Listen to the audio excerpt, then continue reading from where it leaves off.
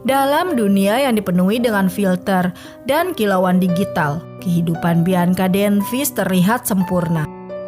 Sebagai seorang gadis cantik yang memikat ribuan pengikut di Instagram, ia terbiasa dengan sorotan dan pujian yang tak henti-hentinya.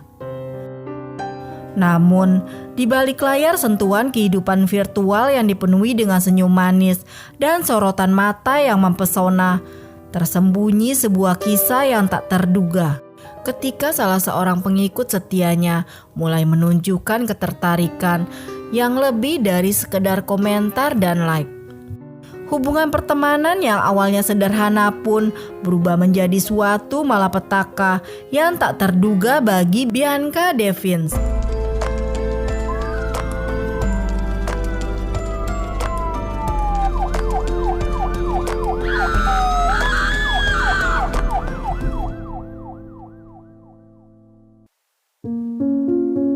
Bianca Denvis, seorang selebriti Instagram yang mempesona, lahir pada tanggal 2 Oktober 2001 di Utica, New York. Bianca dikenal sebagai individu yang sangat artistik dan juga diakui oleh keluarganya sebagai seorang yang penyayang. Namun, di balik pesonanya, Bianca berjuang melawan penyakit mental yang mengganggunya, khususnya depresi dan kecemasan yang mendorongnya mencari tempat perlindungan dalam komunitas online seperti Achan dan Discord. Meskipun tantangan yang dia hadapi pada tahun 2019 setelah lulus dari sekolah menengah atas, Bianca bersemangat untuk melangkah ke tahap berikutnya dalam pendidikannya dengan kuliah di Mohawk Valley Community College pada musim gugur, di mana ia bercita-cita untuk belajar psikologi.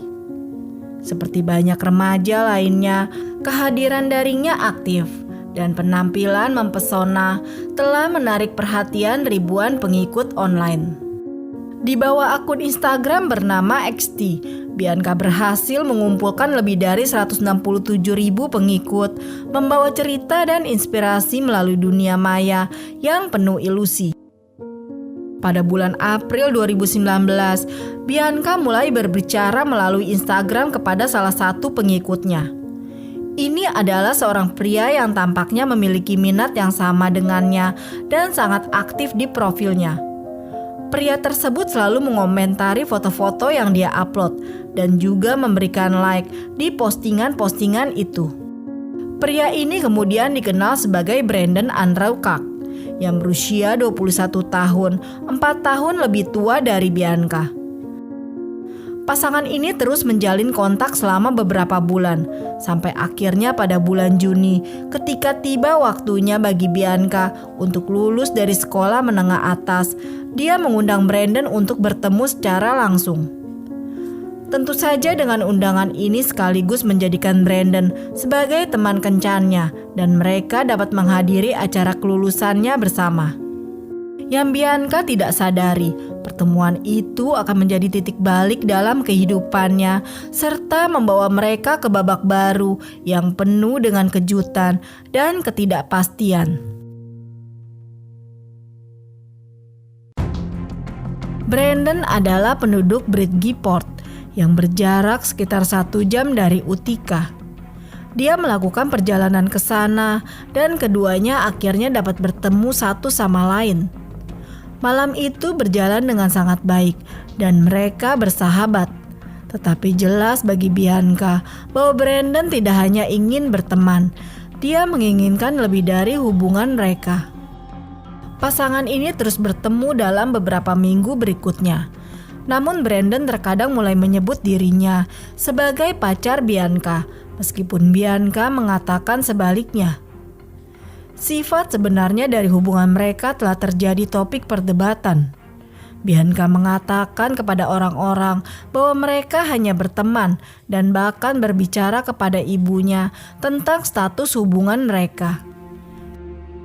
Ibunya mengatakan sampai hari ini bahwa mereka tidak terlibat dalam hubungan asmara. Brandon sendiri sebenarnya memiliki masa kecil yang cukup bermasalah. Dia tumbuh dalam rumah tangga yang tidak stabil, di mana ayahnya berulang kali melakukan kekerasan terhadap ibunya. Ketika dia berusia 10 tahun, ayahnya menodongkan pisau kepada ibunya selama beberapa jam, yang menyebabkan dia ditempatkan di panti asuhan. Seorang teman masa kecil Brandon mengatakan bahwa dia memiliki kepribadian yang obsesif. Brandon adalah tipe anak laki-laki yang begitu terpaku pada seorang gadis. Dia tidak akan menerima jawaban tidak, dan dia akan mendapatkan apa yang dia inginkan. Dan saat ini yang dia inginkan adalah Bianca. Brandon secara obsesif memeriksa semua platform media sosial Bianca secara terus-menerus, menunggunya memposting konten baru. Dia sering mencari namanya beberapa kali sepanjang hari, dan setiap foto dirinya yang diposting, dia akan menyimpannya di komputer dan ponselnya. Sementara di sisi lain, Bianca tidak membalas cintanya. Dia memang terus bertemu dan berbicara dengan Brandon, tetapi hanya sebagai teman. Dia tentu saja tidak tertarik pada jenis hubungan romantis apapun dengannya. Ketika Brandon dan Bianca bertemu, mereka akan menggunakan barang haram secara bersama-sama. Bahkan, orang-orang yang mengenal Bianca mengatakan bahwa dia hanya terus bertemu dengan Brandon karena dia memberi barang haram tersebut. Salah satu teman Brandon kemudian mengatakan bahwa Brandon akan memberikan barang itu kepada Bianca hanya agar dia mau menghabiskan waktu bersamanya. Ada juga yang berspekulasi bahwa Brandon mungkin telah mengambil keuntungan dari Bianca secara seksual ketika mereka menggunakan barang haram bersama-sama. Pada tanggal 13 Juli 2019, Bianca dan Brandon telah mengatur untuk melakukan perjalanan ke New York City pada malam hari untuk menonton konser. Perjalanan ini nampak seperti perjalanan kencan yang luar biasa bagi Brandon, sampai ia menyadari kalau ternyata tidak hanya dirinya yang diajak oleh Bianca untuk pergi ke konser musik tersebut. Wajah Brandon mendadak berubah. Keceriaan yang tadinya terlihat di wajahnya seketika itu sirna. Bianca bertemu dengan seorang teman pria lainnya yang bernama Alex. Disinilah ketegangan mulai memuncak, karena Brandon mengira hanya ada dia dan Bianca malam itu. Selama konser berlangsung, Bianca mulai mencium Alex dan Brandon berada tepat di samping mereka menyaksikan hal ini, yang mana tentu saja sangat membuatnya marah. Saat itu dia sangat cemburu dan ingin sekali menarik Bianca pergi. Meskipun dia tidak lebih dari seorang teman baginya, dia masih merasa Bianca telah mengkhianatinya dalam beberapa hal. Singkat cerita, setelah acara berakhir, Alex berpamitan kepada pasangan itu dan pulang ke rumahnya sendiri.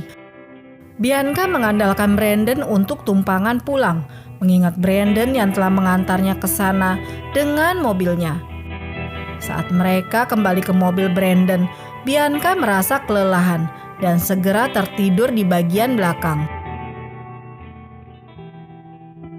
Namun, dalam perjalanan pulang, Brandon terus-menerus tergulung dalam kenangan malam itu, membangkitkan rasa marahnya karena tindakan Bianca yang mencium Alex dengan ringan. Di suatu titik dalam perjalanan, Bianca tertidur hanya untuk dibangunkan oleh Brandon yang penuh penyesalan, menuntut penjelasan atas tindakannya mencium Alex. Dalam permohonannya, Bianca meminta maaf karena menyakiti perasaannya, tapi dengan tegas menegaskan bahwa mereka tidak memiliki hubungan seperti yang telah dijelaskan berkali-kali sebelumnya. Tetapi pernyataan itu hanya menyulut kemarahan Brandon yang sudah meledak, tidak tahan mendengarnya. Baginya, bayangan Bianca bersama pria lain terlalu menyakitkan. Dan tepat pada saat itu, Brandon berada di ambang kehilangan kendali dan tindakannya akan mengubah segalanya bagi Bianca dengan cara yang tidak pernah dia duga sebelumnya.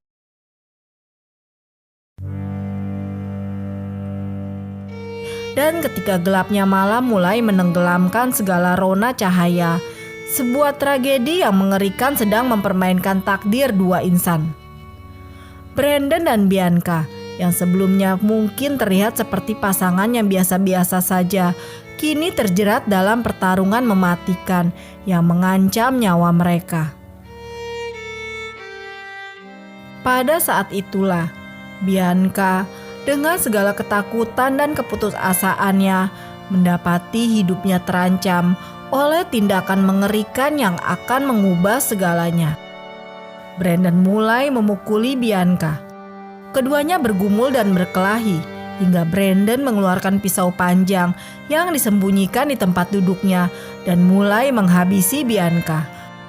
Bianca yang kalah segalanya merana dalam kelemahannya. Dia hanya bisa menahan sakit, tak mampu lagi berbicara atau bergerak saat perlahan-lahan dirinya meredup, menghilangkan diri dari kesadaran. Di sanalah, di antara pepohonan yang sunyi dan gemetar, Bianca menutup mata untuk selamanya. Bianca ditemukan tewas di tengah jalan hutan yang kelam dan sepi. Dalam keheningan yang menyelimuti, Brandon keluar dari mobilnya dengan langkah gontai. Tubuhnya berlumuran noda merah, memperlihatkan kekacauan yang baru saja terjadi. Detak jantungnya berdegup kencang, menciptakan gema di antara pepohonan bisu, seolah-olah menyatu dengan ketegangan yang mengisi udara. Ia gemetar saat meraih ponselnya dan menekan nomor keluarganya. Dengan getar yang tak terkendali, Brandon segera menelepon anggota keluarganya, membicarakan sesuatu yang membuatnya terdengar seakan-akan ingin mengakhiri hidupnya. Tentu saja, hal ini membuat keluarganya khawatir, sehingga mereka memanggil polisi untuk mencoba menemukannya.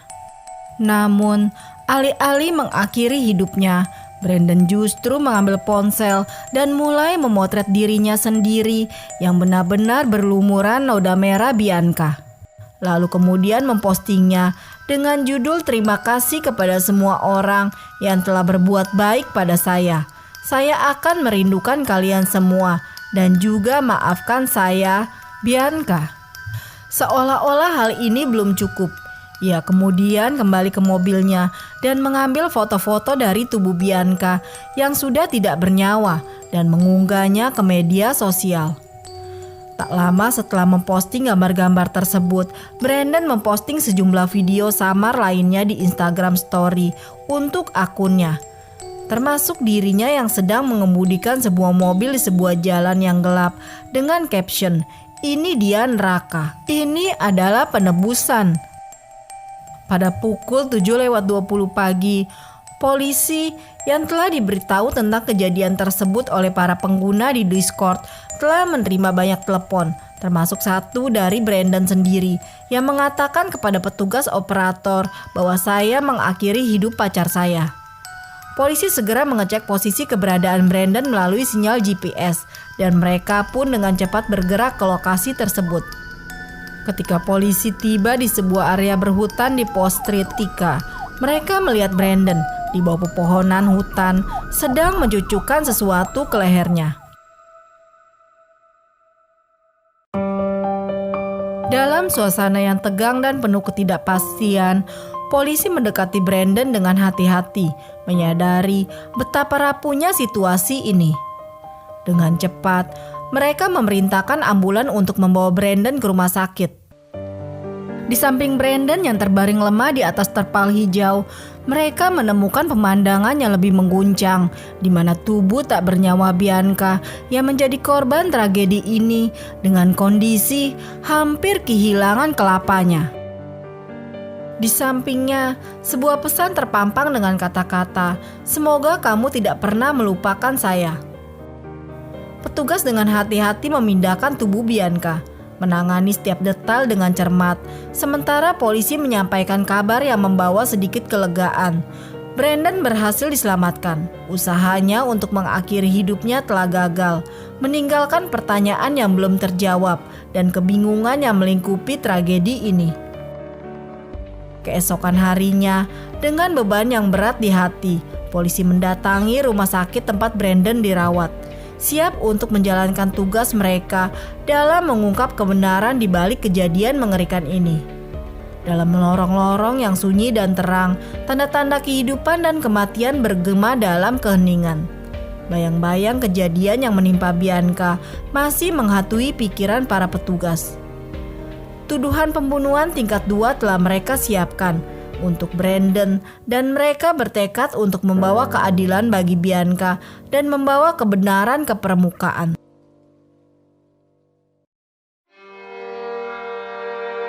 Dan inilah yang terjadi selama proses investigasi dan persidangan terhadap Brandon.